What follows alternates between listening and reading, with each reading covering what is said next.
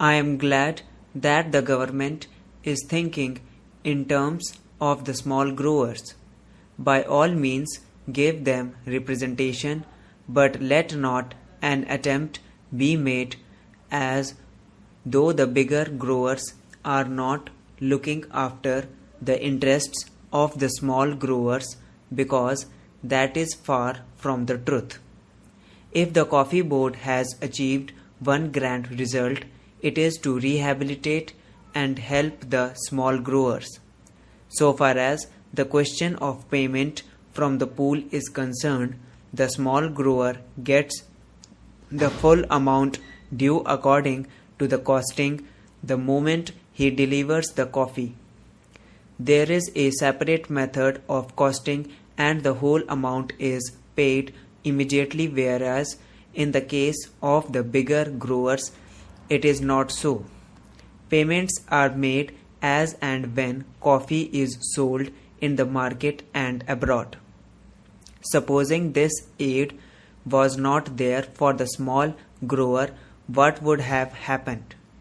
He would have had to make distress sales. He would have had to take whatever the market was able to offer, and he would not have had the benefit of export prices, which rule as much as 100% over and above the home prices.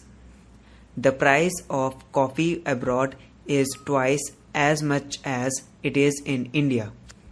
The small grower would not have had the ghost of a chance of getting higher prices by the sale of coffee to foreign countries. Not only that, he also gets his basic price immediately on delivery of the coffee to the pool. Over and above all this, he gets the benefit of all the scientific research which he would not have otherwise got. He gets all the aid from the bigger growers because, as my honorable friend said yesterday, it is to the advantage of the bigger planters to help the smaller ones. There is a disease which is communicable and which can destroy the neighboring estates. So, in these multifarious ways, the small growers are today helped, and they are immensely thankful to the bigger growers and to the coffee board. Now a special play is sought to be entered on behalf of the small growers. What I say is that we can have representation for small growers on the board. That is perfectly right, but let there be no suggestion whatever to the effect that the cause of the small growers was neglected. That is not correct. As regards financial aid, that is a state problem, that is a union problem, and that is a problem for the whole of the country in respect of all developmental activities. One thing I must say, and that is that there are obvious limitations for the small growers. The acreage is limited and they cannot spread beyond that. They have got their paddy fields and their plantain gardens, and so due to limitations they cannot spread over. Any development of coffee means a large acreage, and that is not available to small growers. Even if they have got the capacity, it is very difficult for them to find forest lands nearby.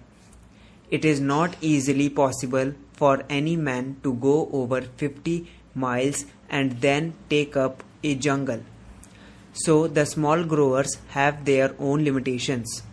I am not going into that, but what I do say is that this idea introduced for the first time here in the Parliament, that the interests of the small growers have got to be specially protected, is, I submit, a policy which will create a difference between the bigger grower and the small grower.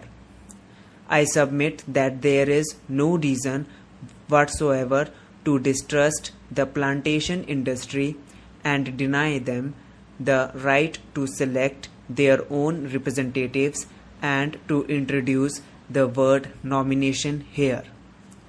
Why should we have nomination? If there is need for separate representation for the small growers, why should we not reserve a seat in each place for the small grower? That is the easiest and the best way to give representation to the small growers.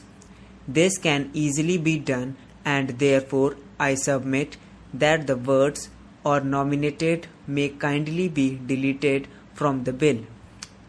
I do not know whether the procedure would permit of it because there are certain difficulties, but in any case, if at least we get an assurance from my friend that these 12 are going to be elected, it would be something gained for a poor like me and for the industry.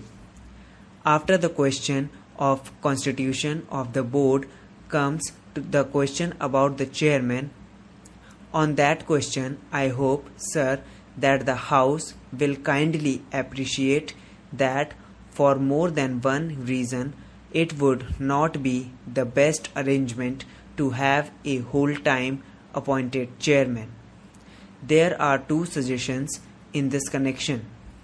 My honorable friend's suggestion is that it must be an elected office, as hitherto he has also said that out of the 13 years, only for 1.5 years has there been a planter as chairman, otherwise the post was always held by an officer.